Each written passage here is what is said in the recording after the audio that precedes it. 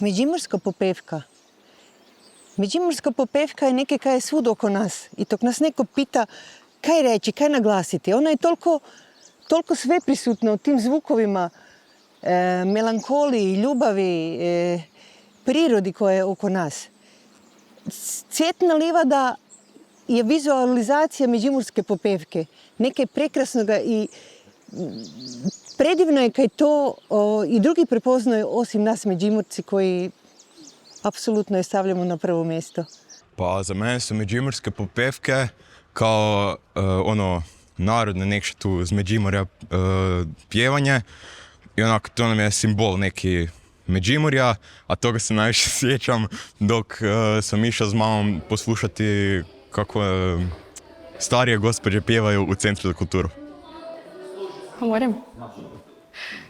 Za mene međimurska popevka ne znači samo ples i pesma, nek i sve one priče i svi oni događaji koje kroz to pesmu čujem o onim i tožnim, ali i veselim pričama.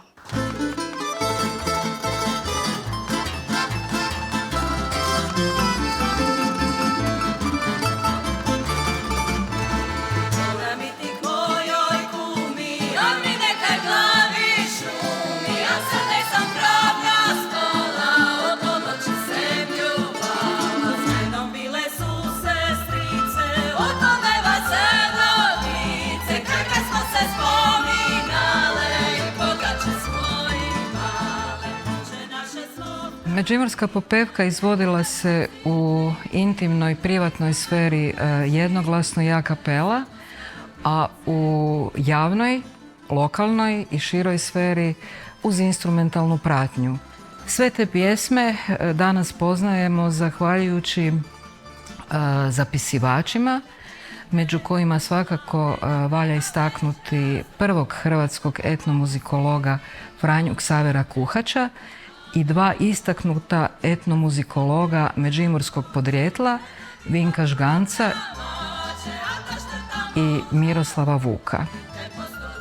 Višestoljetna vlast u Međimurju bila je svjetovna vlast, bila je Mađarska, a na sreću unutar crkve moglo se pjevati na hrvatskom, odnosno na dijalektu, dakle međimurska popevka i svjetovna i sakralna. I zahvaljujući takvoj izvedbi međimurske popevke unutar crkve, međimurski hrvatski identitet je očuvan. Zdravo devica, Bogorodica, ti si lepi cvet. Riječ kantor u Međimurju ima značenje crkvenog svirača. Kantori su odigrali bitnu ulogu, možemo reći, u jednom prosvjetnom smislu u Međimurju. Ako poslušamo recimo harmonizacije tih međimurskih popjevaka koje je radio Žganes tamo početkom 20. stoljeća, onda se to može mjeriti. Apsolutno se može mjeriti sa bilo kojom tadašnjom svjetskom glazbom. Tada su vodeći hrvatski glazbenici dolazili u Međimurje, dolazili kantorima u Međimurje kao što je kantor Andrašec, u Dekanovce, tamo je na kraju krajeva i doktor Žganes bio i župnik, tamo su dolazili i bilježili međimurske pjesme, dakle to je onda prepoznato kao vrijedno. Nemojmo da sad se dogodi da to bude previše vrijedno za suvremenog Međimurca. Sveta Marija,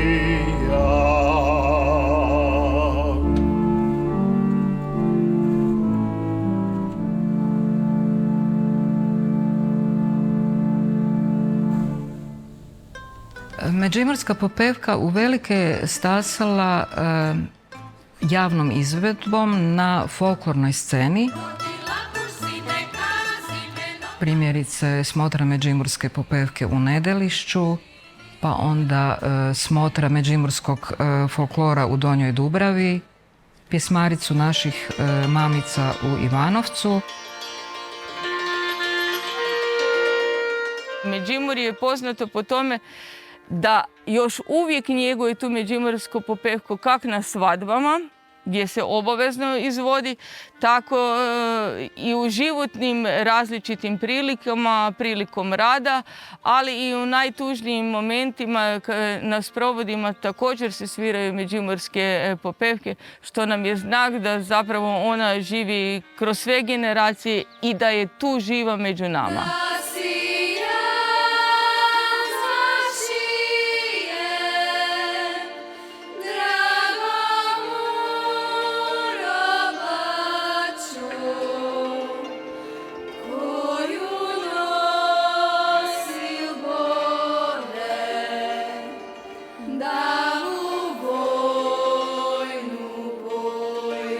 Skupina entuzijazata u Sloge Nedelišće po uzoru na tadašnje festivale, Zagorski festival, u Zagrebu, došla je na ideju da naprave jedan takav festival u Nedelišću, ali ne s novokomponiranim skladbama, nego sa izvornim međimurskim popevkama.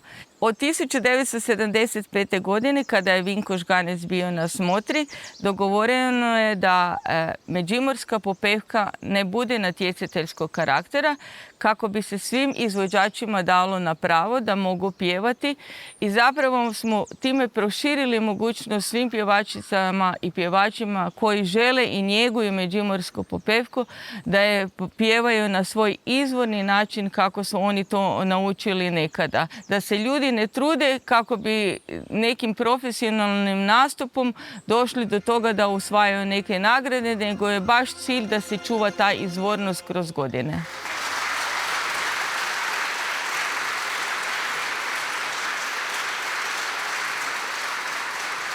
Predsjednica sam organizacijskog odbora Smotre međimurskoj popevke koje se u Nedelišću njeguje od 1971. godine i zapravo je ta smotra bila poticaj tome da idemo prema zaštiti kao nematerijalnog dobra Republike Hrvatske, a zatim i zaštiti prema UNESCO.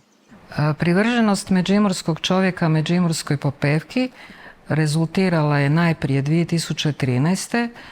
nacionalnom zaštitom kao nematerijalnog kulturnog dobra na poticaj zajednice Hrvatskih kulturno-umjetničkih udruga Međimurske županije, Nedelišćanske seljačke sloge i udruge Matapur, a na poticaj Ministarstva kulture i medija Republike Hrvatske 2018. na svjetskoj razini, dakle pri UNESCO-u, gdje međimurska popevka postaje zapravo nematerijalno kulturno dobro čovječanstva.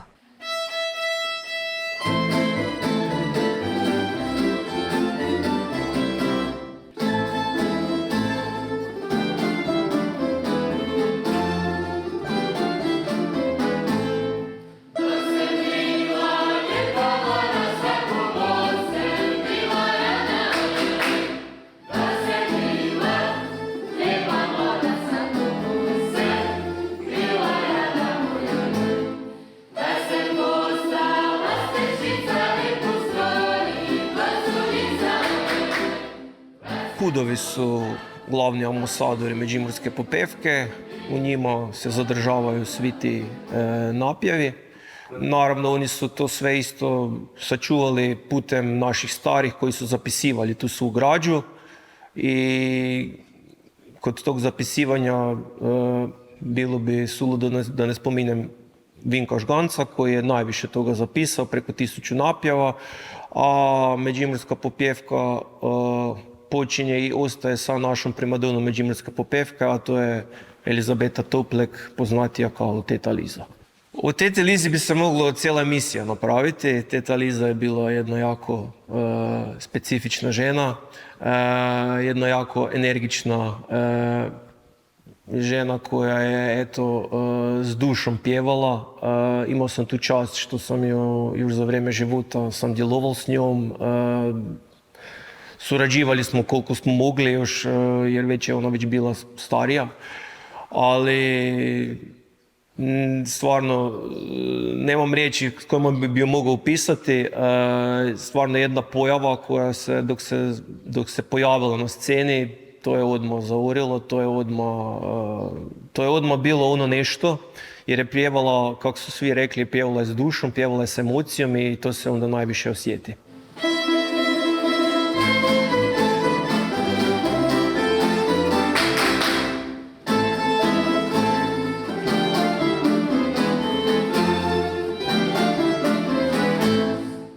Mladi jako vole Međimursku popevku i mislim da je ta dvosmjerna komunikacija između popevke i mlade osobe i obrnuto cijelo vrijeme radi. Ti stihovi, emocija koju oni pobuđuju i prepoznavanje samoga sebe u tim stihovima i svojih osobnih životnih situacija od malih nogu do zrele dobi, zapravo nam Međimurska popevka postaje neka naša psihološka čitanka. Često puta se dogodi da su izvođači na sceni te smotre i roditelji i djeca, odnosno bake, djedovi i unuci. Znači, unutar obitelji nekoliko generacija nastupa na istoj sceni, što znači da je jako bitan taj moment prenošenja znanja i pjevanja Međimurske popevke ne samo na sceni, dakle u javnoj sferi, nego i u onoj privatnoj, odakle je zapravo sve i počelo. Iz privatne obiteljske sfere potječu vrlo bitni, iznimni međimurski pjevači koji su pjevali a cappella, kao što su Jela Pavčec, Leonard Žnidarić, Florijan Andrašec, teta Liza, Marija Tuksar. Naša draga Cecilija Merkač-Hudopis popeva od svojeg najranijeg djetinjstva. Posebno ima rada izvornu međimursku popevku i ako zbrojimo i nastupe s Kudom na popevkama v Nedelišću, nastupala je čak 28 put i ima najveć nastupa od svih solista i skupina na smotrama v Nedelišću. Moja baka je jako lijepo popjevala, druga baka je lijepo popjevala. Mama moja, da ne govorim, imala je strašno lijepi glas. I tako sam onda, dok sam školu hodala, i poslije smo se onda uključili u aktiv žena, i tako je to pomali počelo. De si, dragi meti bregi, ledveni. De si, dragi meti bregi, ledveni. Hodidimo, moj golobek ljubljeni. I jako puno smo vam se mi navčili v Kudu, najviše od Florijana Andrašeca, našega dikanskog kantora. Ja inače jak sve te pesme najviše njegujem. Ja im inače i svakomu najbolje govorim i ke popjevljaju, popjevljite tak, kak vseli govorite. A ne kak je zapis nutri v knjigi riječi.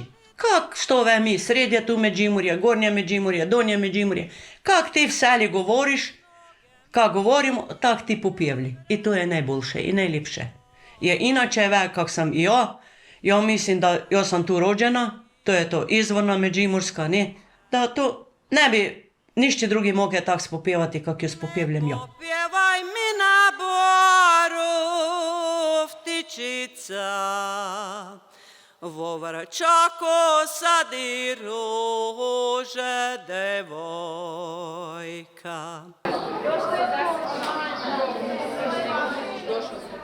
Svojedobno su popularizaciji međimurske popevke pridonijeli zborovi. Važno je reći da su za zborsko pjevanje priređivali međimursku popevku i znalci obrađivači, a tu je bio već spominjani Vinko Žganec i međimurski skladatelji kao što su Josip Vrhovski, Mladen Magdalenić i drugi. Treba ipak nešto reći i o jednom nemeđimurcu koji je zadužio Međimurje, a to je etnokoreolog Ivan Ivančan. On je podrijetlom iz Podravine. ali je njegovo djelo također fascinantno jer je on zapisivao plesove širom Hrvatske. Ja bih tu spomenula ipak 2 kola, takozvano kotoripsko kolo.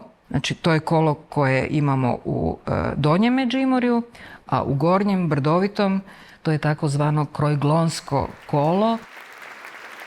U okviru takozvane ozbiljne ili klasične glazbe međimursku popevku promovirali su i skladatelji, treba istaknuti velikog skladatelja rodom iz Čakovca Josipa Štolcera Slavenskog, odnosno interpretatori međimurske popevke kao što su operne pjevačice Milka Trnina 1900. u njujorškoj Metropolitan opernoj sceni i Marija Vidović 2025. u bečkome Musikvereinu.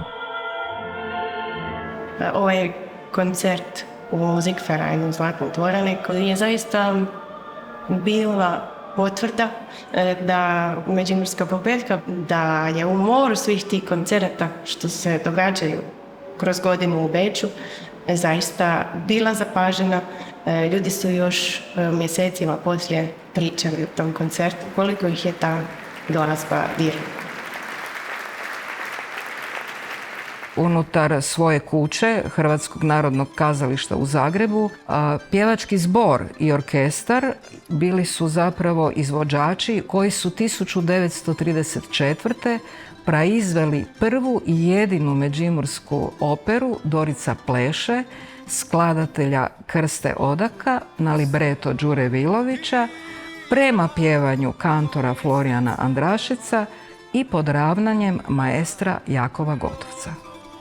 60. godina 20. stoljeća međimursku popevku su vrlo često izvodili Vice Vukov, Anica Zubović, Ana Štefok, Novi Fosili, Josipa Lisac, Gabi Novak, Zdenka Kovačiček. Međimurske snage tog žanra danas najistaknutije su svakako Mirko Švenda Žiga i Bojan Jambrošić.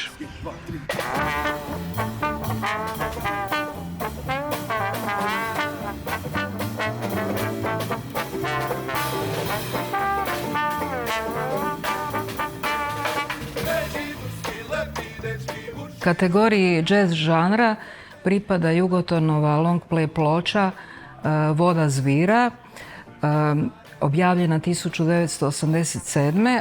Istom tom žanru pridružuju se i međimurske jazz snage kao što su Dixieland Band Čakovec, Vulenček, Laci i Marko, Etno Garden i Sci Fidelity. Međimurska popevka je definitivno dio identiteta svake osobe koja u Međimurju odrasta. U tom smislu pogotovo ako si glazbenik, ako odrastaš u nekoj instituciji koja njeguje učenje glazbe, kad-tad će se na pultu pojaviti međimurska popevka i u tom smislu je jako teško razdvojiti, evo sad ovo za mene znači međimurska popevka u odnosu na neku drugu glazbu. Jer odrasli smo tu gdje jesmo i to je dio nas. Pitanje popevke je u stvari koliko ona u moderno doba ima smisla. Tematika nekakve klasične popevke je život ljudi na polju, život ljudi na selu, život ljudi u nekakvim jednostavnim okruženjima i vrlo je teško to u današnje doba, moderno doba pogotovo, nekak ugraditi unutra ili nekakve reference povući. I u tom kontekstu ta emocija koja proizlazi iz tog, ja ću nazvati to ruralnog života, u stvari danas nije aktualna. Ali da li bi trebalo pisati novu međimursku popevku, to je dobro pitanje. U kategoriji rock glazbe treba početi od Azre, preko Vještica, Darka Rundeka izvan Međimurja, a u Međimurju zapravo imamo samo jedan međimurski rock band koji se nažalost ugasio, ali vrlo je dobro djelovao i zanimljivo i zove se Komedija.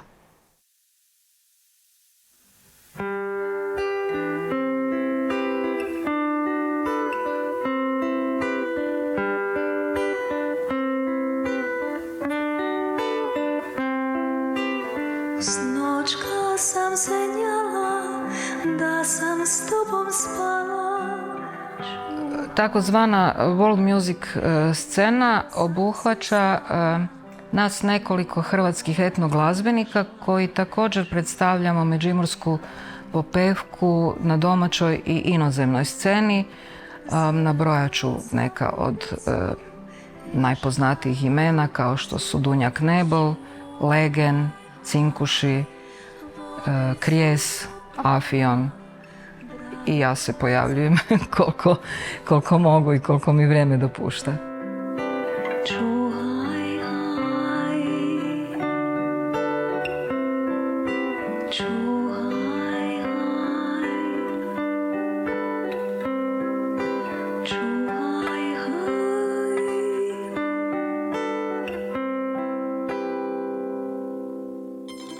Dejan Buvač, predsjednik zajednice Hrvatskih kulturno-umjetničkih udruga Međimurske županije, jedan od inicijatora zapravo pokretanja da međimurska popevka bude nematerijalno dobro Republike Hrvatske, a samim time i onda krene na put ka reprezentativnom popisu nematerijalne baštine čovječanstva.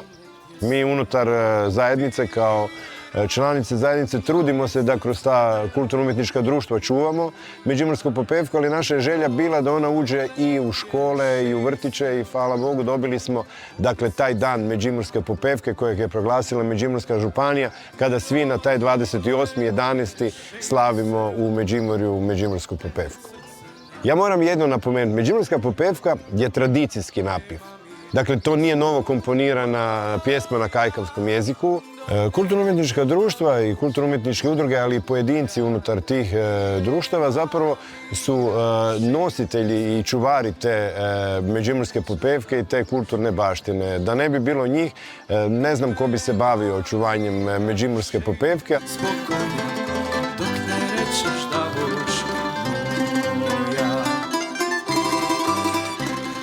Meni je drago da mi imamo ljudi koji su došli, koji su se doselili u Međimurje, a nisu Međimurci koji fantastično pjevaju međimurske popevke i kojima je to zapravo postalo nekako da ono najdomaćije kaj može biti.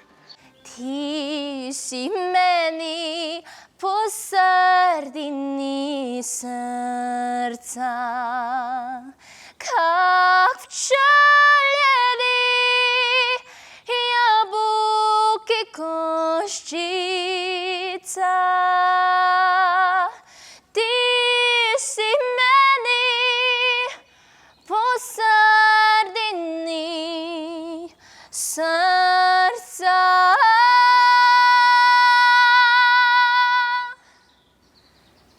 Kak pčeljeni jabuke koščica.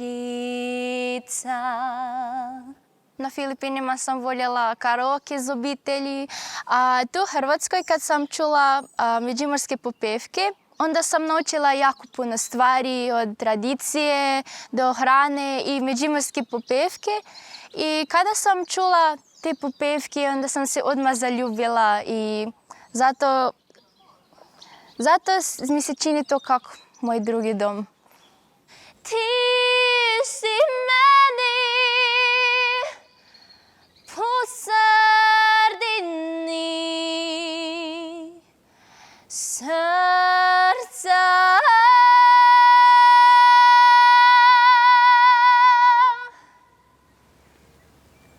Kak črljeni jabuke koščica.